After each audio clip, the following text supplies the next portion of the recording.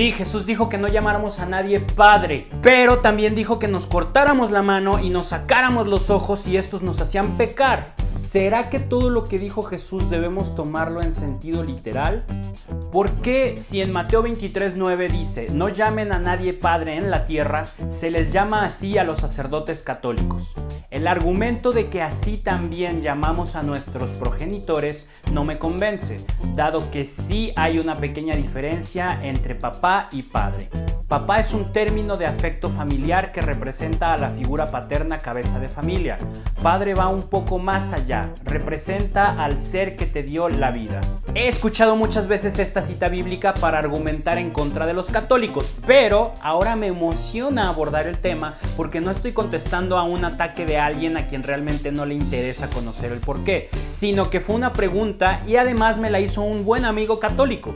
¿Qué? ¿Los católicos también nos preguntamos este tipo de cosas? ¿Sí, de veras? La pregunta surge de un pasaje en concreto, en el que Jesús nos manda o nos pide, depende de qué tan enojado y de malas esté el sacerdote al leer el evangelio, no llamar a nadie con el término padre, explicando que es un título que solo se adecúa a Dios, quien nos ha dado la vida. El pasaje dice lo siguiente: ni llamen a nadie padre suyo en la tierra, porque uno solo es su Padre, el del cielo. Ahora, antes de continuar, debemos considerar abordar este tema desde distintos frentes. Primero, el fragmento completo en el que se dice esto narra cómo Jesús reprende a los escribas y fariseos por su hipocresía. Los reconoce como autoridad para enseñar debido a su conocimiento, pero de alguna manera desacredita su autoridad moral por su falta de testimonio. Literalmente dice: hagan pues y observen, o sea, cumplan todo lo que les digan, pero no imiten su conducta porque dicen y no hacen. Continúa reprochándolos ya que su conducta busca reconocimiento público,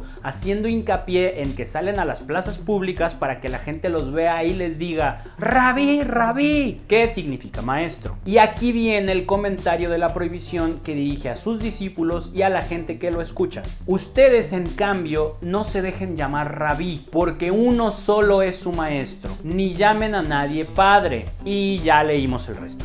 Si se fijan, todo el texto conlleva una temática general. Jesús está denunciando la hipocresía de quienes ostentan títulos religiosos y buscan reconocimiento, pero que no dan testimonio. No viven una congruencia con lo que predican. Si quisiéramos interpretar de manera literal este pasaje, no solo no podríamos decirle padre a nadie, tampoco utilizaríamos la palabra maestro para referirnos a nadie. Imagínense, nadie podría estudiar una maestría, sería antibíblico. Y peor aún si contemplamos que la palabra doctor es una referencia directa en latín a la palabra maestro. Y bueno, también habría que preguntarnos si la prohibición que nos hace Jesús al respecto es una prohibición de carácter literal. Es decir, ¿realmente Jesús quería que no utilizáramos esta palabra nunca más, a menos de que nos estuviéramos refiriendo a Dios Padre? Recordemos que esta manera de entender todo lo escrito de la Biblia de manera literal suele ser utilizada por un gran sector de las ramas cristianas no católicas. Es una práctica común en muchas denominaciones protestantes, aunque no es una práctica exclusiva de ellos.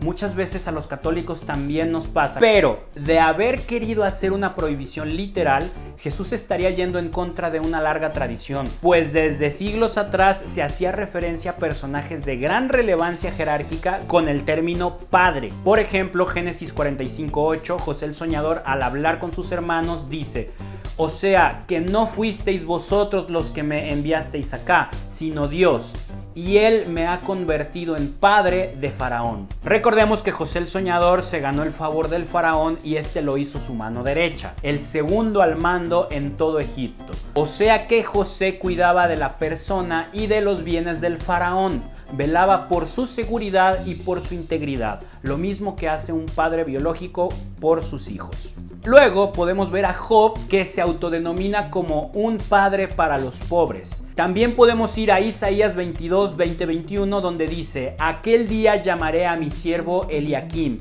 hijo de Hilquías, le revestiré de tu túnica, con tu fajín te sujetaré. Tu autoridad pondré en su mano y será él un padre para los habitantes de Jerusalén y para la casa de Judá.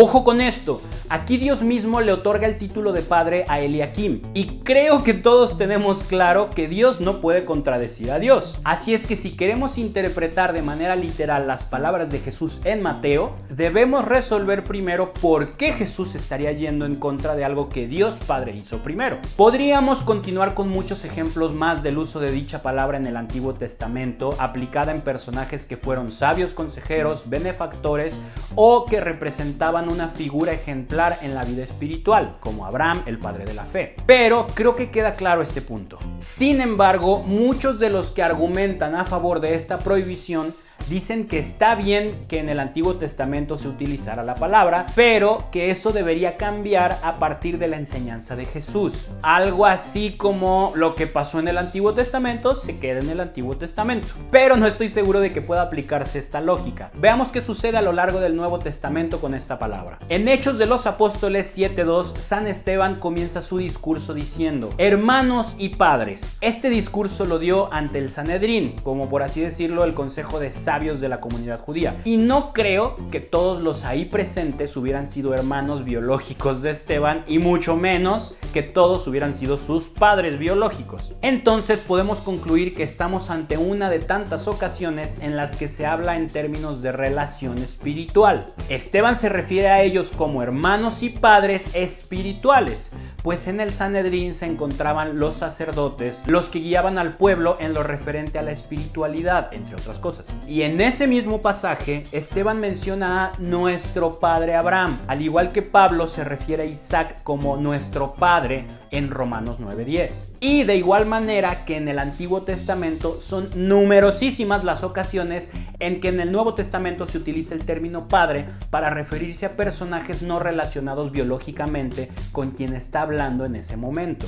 Así es que hasta ahora podemos ver claramente que la supuesta prohibición de Jesús no encontraría fundamento en las tradiciones judías y tampoco fue entendida así por los primeros cristianos. Y eso que no hemos mencionado los numerosos escritos en los que se hace referencia a los padres de la iglesia en las comunidades tempranas del cristianismo, siglo II, siglo III. Como podemos ver, el juicio que se hace ante este pasaje se enfoca meramente en la palabra padre. Nadie critica, nadie señala el uso de la palabra maestro, aun cuando esta palabra también fue prohibida por Jesús. A mi parecer, esto es porque el ruido en torno a esta palabra surge de que quienes utilizamos el término padre somos los católicos. Sí, suena que me quiero hacer la víctima, sí, todo mundo señala al catolicismo por lo que hacemos. No busco hacerme la víctima, solo señalo un hecho que está bastante estudiado. Muchas denominaciones protestantes e incluso muchas sectas no cristianas se han clavado con su anticatolicismo de manera impresionante y han basado muchas de sus enseñanzas en argumentos similares a este, señalando prácticas católicas como antibíblicas, y basta un leve escrutinio al tema para darnos cuenta de que esos señalamientos no se sustentan en nada que tenga sentido. Son lo que yo llamaría, y lo que inaugura nuestra nueva sección, prejuicios anticatólicos. La prohibición de Jesús va mucho más allá. No se trata de dejar de decir una palabra. No podemos reducir su enseñanza a algo tan burdo y simplista, ni complicar la vida espiritual de esta manera tan tonta. Justo eso es lo que hacían los fariseos, a los que denunciaba en este mismo párrafo, señalando que atan cargas pesadas y las echan a las espaldas de la gente, pero ellos ni con el dedo quieren moverlas. Una práctica común de Jesús era usar hipérboles, una exageración para llegar a un punto. Como por ejemplo, cuando dijo que habría que sacarnos los ojos si estos fueran ocasión de pecado. No veo a nadie preguntándose por qué no estamos tuertos todos los cristianos si eso fue lo que mandó Jesús que hiciéramos. Aquí hace eso de nuevo para llamar la atención sobre las faltas de los fariseos y escribas, quienes gustan del reconocimiento público y se han apoderado de la autoridad de Dios, asumiendo un rol de padres y maestros de la comunidad a través de mandatos autoritarios, cuando la autoridad que ellos deberían ejercer tendría que fundamentarse en el servicio y la vida de humildad.